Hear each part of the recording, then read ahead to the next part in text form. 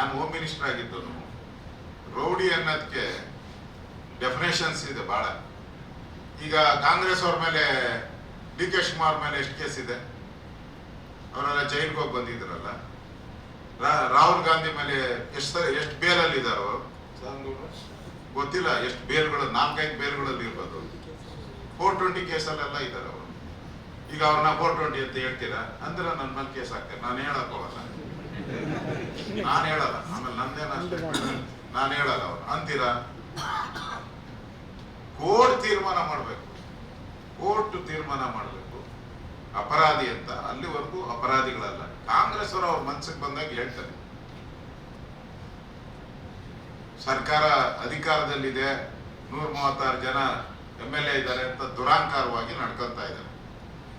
SM Krishna ಅವ್ರ ಹಿಂದೆ ಎಷ್ಟು ಸಂಖ್ಯೆ ಇತ್ತು, ಕೊನೆಗೆ ಎಷ್ಟು ಬಂತು? 27 ಸ್ಥಾನಕ್ಕೆ ಬಂತು. ಅದನ್ನ ಜ್ಞಾಪಕ ಇಟ್ಕೋಬೇಕು. ಈಗ